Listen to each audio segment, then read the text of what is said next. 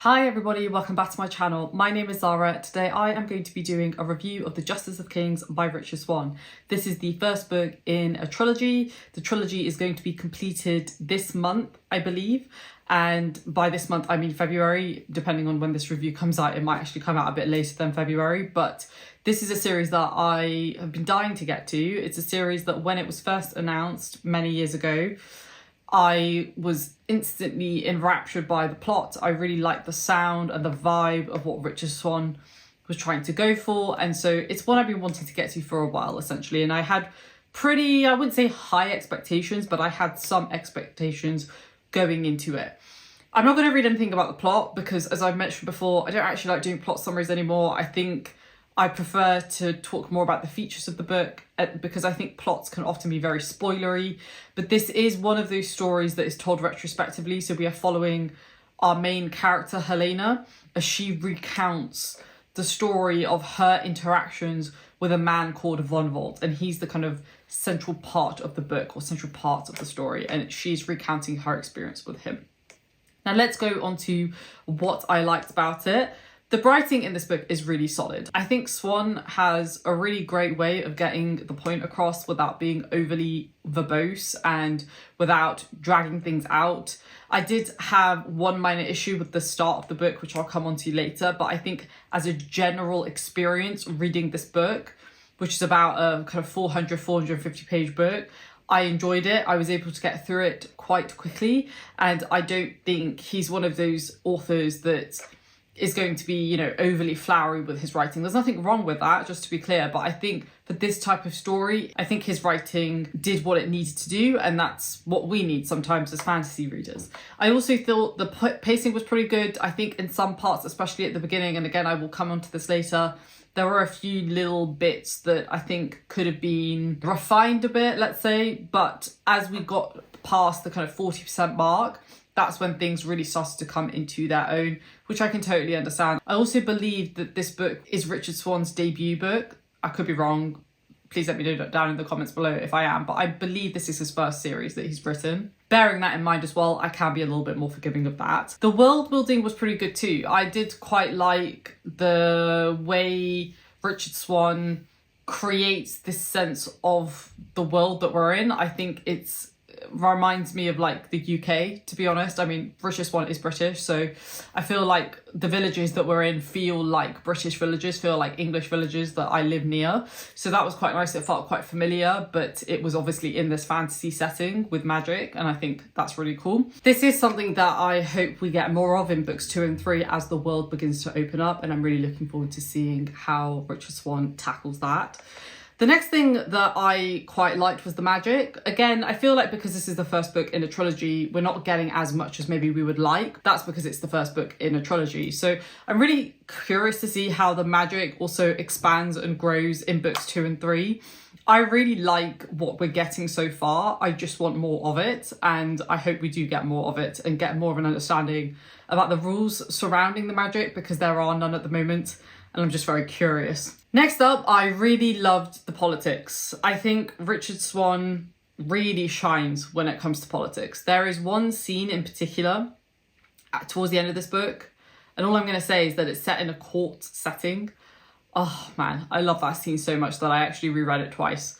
Like, I loved it so much. It gave us a really good sense of the character that we're following, Vonvolt, and we get a really good sense of the scope of this world and of all the different factions that are playing in this game, essentially.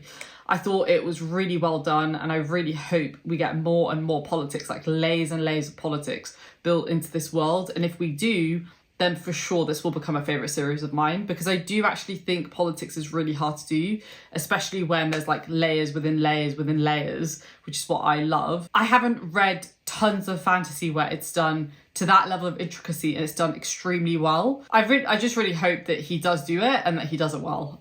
But from what I've seen so far, I think he probably can. Let's go on to the characters next. I'm only going to talk about 2 characters, so I'll talk about our main character, our narrator, Helena. I quite like Helena. I'm quite curious to see how she continues to grow and develop as the series progresses. I think she's a good narrator. I quite like getting her reflections on what is happening. We get her right at the start of like her journey and understanding who she is and what she wants from life.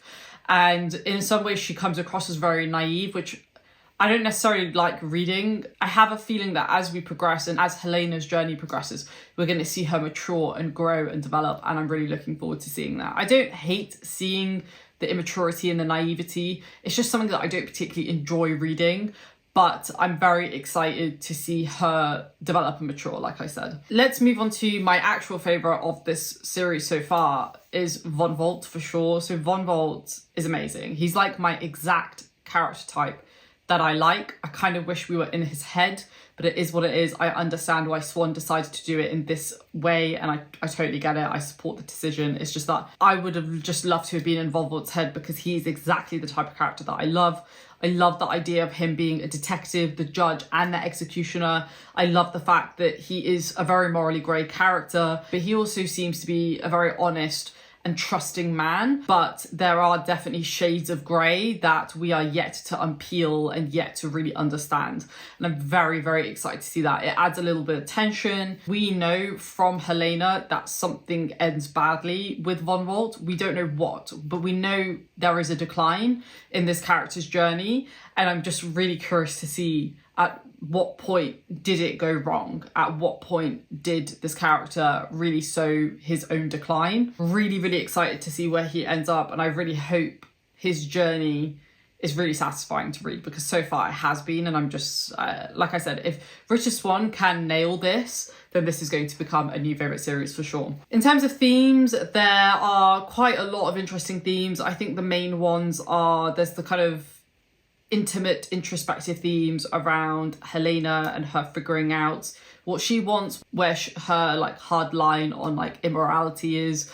I think there's some more broader themes, more kind of macro themes around like abiding by the law versus doing what's right. There's a really interesting thread around the role of religion in society and also the role of magic in society and how that impacts the average lay person. So we're really touching on some quite interesting stuff that I just want more of. And I think that's my biggest thing at the moment is that we're so early on in the series that I just want more.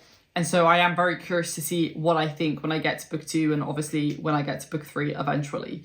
In terms of what I think could have improved a bit more, I don't think any of these are deal breakers by any means. These are just things that I personally picked up on. There's 2 things. I think the main thing that I had a bit of an issue with, and again, just take it with a massive pinch of salt, is that our main character, Helena, has a relationship with another character. And I just felt like the relationship was very insta-lovey. I just felt like they barely spent any time together and they barely like got to know each other, or at least that we saw. I just didn't really buy into the relationship. I have more to say, but I'll stop there because I don't want to spoil it. But I just didn't get it. I didn't like them together, and I just don't think her reaction to certain events were warranted, given that we don't have enough investment in them as a couple. So that was one thing. And then the other thing is that at the start, I did mention earlier on that I had a bit of issue with a bit of info dumping and a bit of context dumping on us, which is not something that I like. I'm very sensitive to it. I do understand why authors have to do it sometimes. I totally understand it. But I think there could have been a more organic way for us to learn about certain bits of information without having it feel like, you know, you're reading a history book. But like I said, it doesn't happen throughout the entirety of the book. It's like literally just that first like 20-30%. After we get that context though, Richard Swan really, you know, his writing really takes off, and I didn't find any issues beyond that. I gave this book a 3.75 stars. That's really solid for me. I think my average is like a 3 at the moment, so it's way above average. And I have a feeling that if this series continues to develop in strength and I continue to love it, then my perception of book 1 might actually change, and I may bump up my rating depending on how I experience books 2 and 3. This, for me, a 3.75 is like a really solid start to a trilogy for me, because it shows to me that this author has like talent and has some threads here that I find really interesting. So I'm very excited to read book 2 in February and then book 3 in March as we go through the series on my Patreon. We're doing a buddy read on my Patreon, so if you'd like to join, definitely consider joining. But yeah, it was good. It was really good. I really enjoyed it and I'm really excited to see where it goes. Let me know down below if you have any questions. Let me know down below if you've read it, and particularly people who've read book 2, let me know your thoughts. No spoilers though, please, because I don't actually know much about book 2. I don't really watch reviews of like further books in series if I haven't read them, but I'm curious to hear your thoughts if you have read it. Thanks for watching, folks. If you like this video, please do give it a thumbs up and I will see you in the next one. Bye.